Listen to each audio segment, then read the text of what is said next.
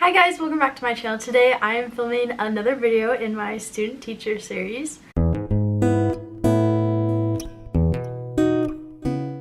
This video is going to be a how to stay organized during college life with work, student teaching, college classes, a personal life, and all those different aspects that are very important and things that take up a lot of time. So today's video is going to be all about that and just sharing the things that I've learned. I am graduating this spring from a university, and so I've really learned a lot of things about how to manage my time wisely. If you're new here, hi, my name is Haley. I am a senior at Western Washington University and I am an elementary education major.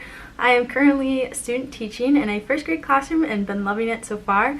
And so on my channel you'll find lots of videos related to student teaching and just life in general. So I hope you guys like this video. If you do, please give it a thumbs up and make sure to hit that subscribe button. I would love to have you here. And without further ado, let's get into it. Okay, so my very first tip for you is to know your limits. Everyone's different, and so you might see that one person that does absolutely everything in college. They have like 3 jobs, they're the president of like 5 clubs, have a boyfriend, have a great social life, go out every single night and get straight A's. But that doesn't have to be you. If that is you, then great, you go girl. But that was not me, and sometimes I would compare myself often to other people and be like, wow, they're doing so much, like why am I not able to do that? But I've learned over the past like 5 years that I can only really commit myself to a few things at a time. And for me, in this season of my life, that's work, college, student teaching, and then the relationships in my life.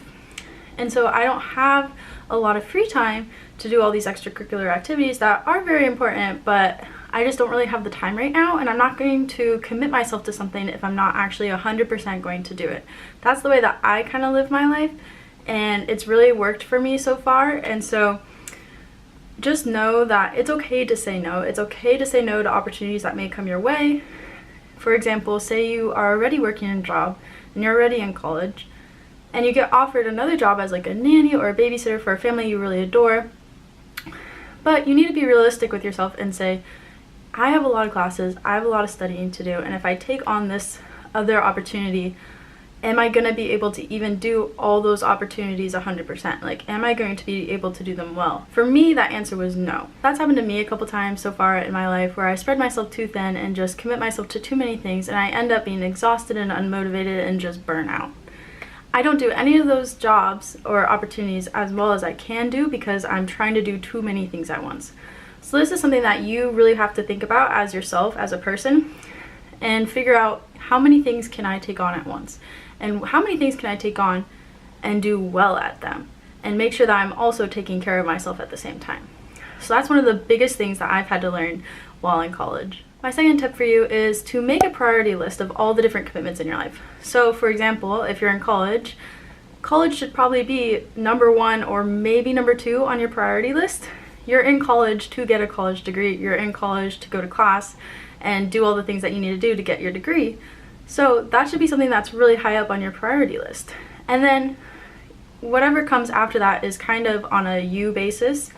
So for me, I'd probably go school, work, and then my relationships. And for other people, it might be in a different order.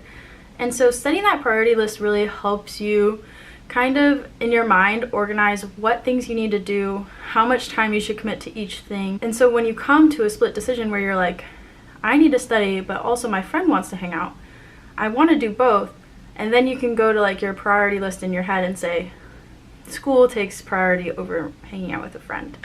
And so that's something that I do and something that has really helped me when I'm dividing up my time to different obligations. And so I would recommend you do that. Take a hard look at your life and figure out which ones take priority. My third tip for you is to schedule your time. And by this you might be like, duh, I schedule my time, but I mean really schedule your time. So by this I mean, okay, so I'm going to be in class from 1 to 5. From 5 to 6 I'm going to eat dinner and chill. And then 6 to 8 I'm going to do homework, and then 8 to 10 I am going to watch TV. So I think it's really important to set aside time to take care of yourself, for self-care. Whether that is watching your favorite show on Netflix, or whether that's taking a really long bath, whatever it looks like for you, I think that it's honestly really important to take care of yourself in college because it's very easy to burn out and lose motivation. And college classes are early and really hard, and so it's really easy to get exhausted.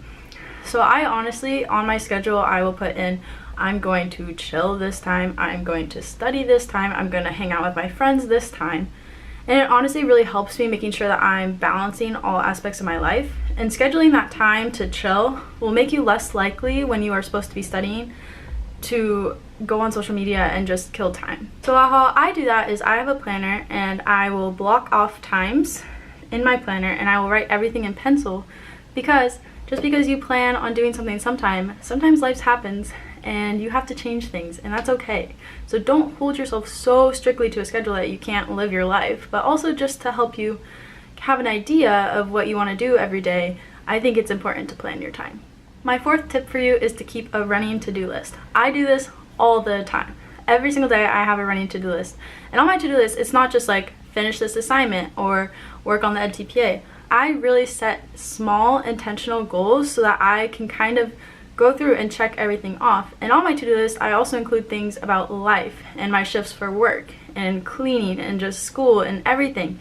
If you set goals on your to-do list that you can accomplish every day, it really helps with your motivation, and it also helps with your encouragement. Like, wow, I accomplished 5 things today. That's really cool. Instead of being like, I didn't finish that TPA today. My day was wasted.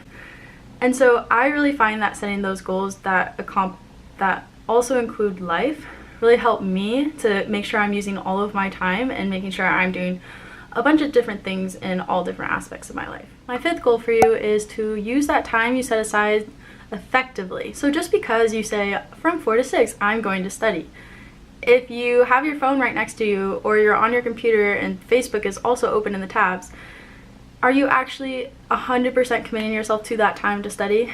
Because what I found is multitasking does not work. You cannot watch TV and study. It does not work, I'm sorry, at least for me.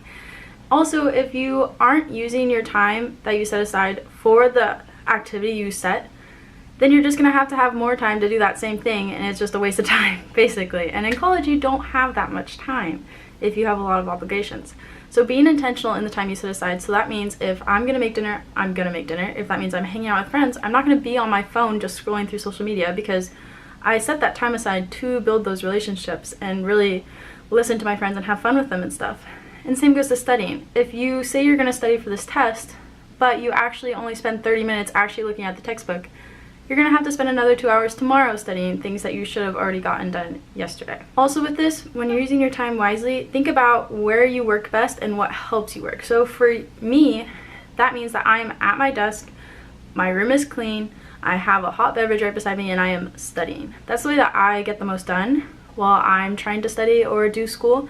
But I know other people, it might be in a coffee shop, and that's okay. So know that about yourself and do whatever you can to make sure that you try and use your time as best as you can. Okay, my very last little small tip for you is to have calendars all around your room. If you can see, I have like a big month calendar right here. I also have a planner. I also have just like a monthly calendar that I use for EdTPA for organization.